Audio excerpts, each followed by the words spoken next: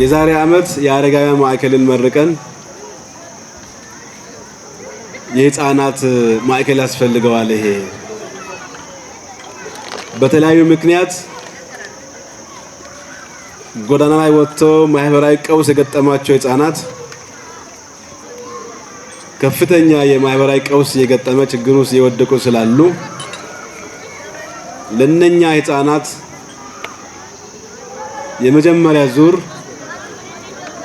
ማዕከል ስለሚያስፈልግ የመሰረት ድንጋይ ጥለን ግንባታ እንጀምር በሚል ሐሳብ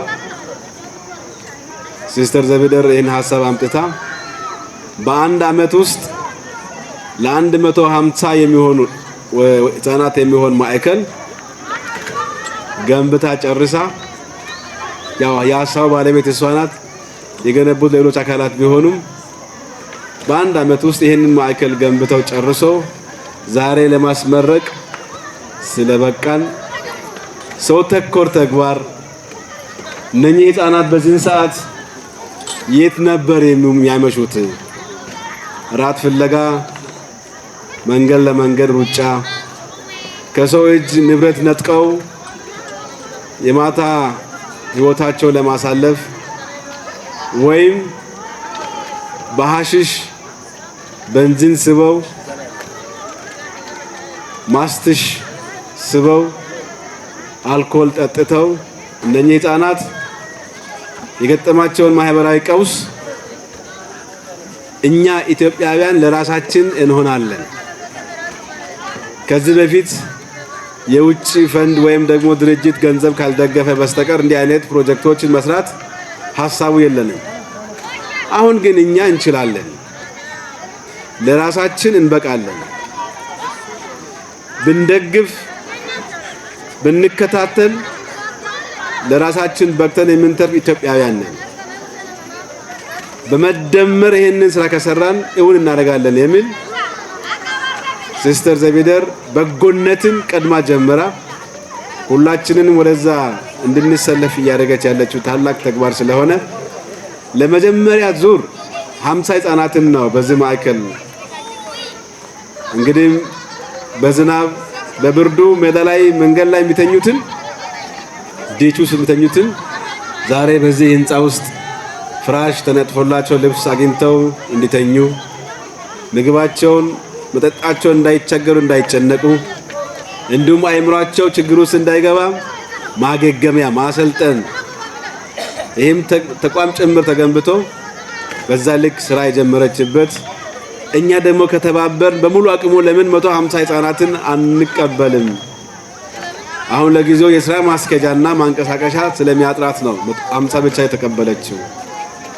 በቅንነት ጥሩ ጀምረን ፈጣሪ ረድቶን እድሜ ጤና ሰጥቶን ትላልቅ ስራዎችን ሰርተን ፍሬ ለማየት ፈጣሪ ይርዳን።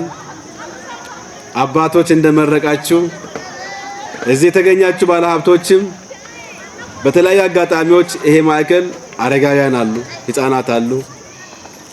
በበዓላት ጊዜም በተለያዩ ጊዜ በዓል ቤታችን ከምናሳልፍ ከነኚህ ህፃናት ከነኚህ አረጋውያን ጋር እዚሁ ማዕከል ላይ የመጣን ምናሳልፍበት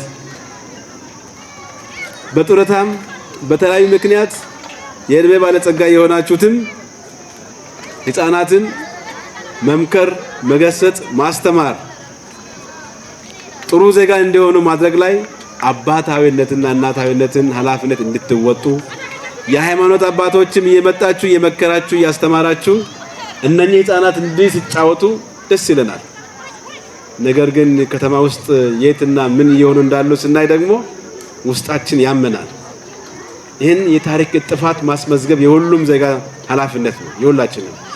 ስለዚህ ሁሉም ሰው ኃላፊነት እንዲወጣ አደራ እያልኩኝ በዚህ በጎ ተግባር በተለይ በኢትዮጵያ የበጎ ስራዎች አምባሳደር ሲስተር ዘቢደር የጀመረችውን ተግባር እውን ሆኖ ፍሬ አፍርቶ ዜጎች የሚገለገሉበት ማዕከል ሆኖ እንዲቀጥል ሁሉም ሰው ባለሀብትም ተማሪም ምስኪን ደሃም የሆነ ሰው በጉልበቱም ጭምር በሐሳብ ጭምር የሚያግዝበት ማዕከል እንዲሆን ሁላችን ከተባበር የተሻለ ማዕከል አድርገን ስመጥር ማዕከል አድርገን የምንቀጥል እንደሚሆን ተስፋ ያደረኩኝ እጃችሁን ዘርጉ፣ ደግፉ። ከተደጋገፍን ታሪክ እንሰራለን።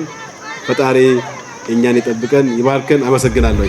ክቡር ርዕሰ መስተዳድር፣ ክቡራትና ክቡራን፣ ከተማ አስተዳደሩ ከተለያዩ መንግስታዊና መንግስታዊ ካልሆኑ ድርጅቶች ጋራ በጋራ የልማት ስራዎችን እየሰራ የሚገኝ ሲሆን ከነዚህም ግንባር ቀደም የሆነው የሜሪ ጆይ ኢትዮጵያ ነው።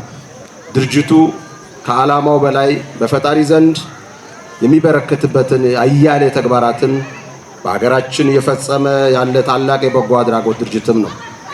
ሜሪ ጆይ ኢትዮጵያ የአረጋውያንና የህፃናት መርጃ ማዕከል በአርባ ምንጭ ከተማ ላለፉት ጊዜያት በርካታ አረጋውያንን በተለያዩ ማህበራዊ መስተጋብሮች ከመርዳቱ ባለፈ የሀገር ጸጋ የሆኑ አባቶቻችንና እናቶቻችን ክብራቸውንና ማዕረጋቸውን ጠብቀው የሚቆዩበት የመረጃ ማዕከል ግንባታ አጠናቆ ወደ ተግባር መግባቱ ይታወቃል።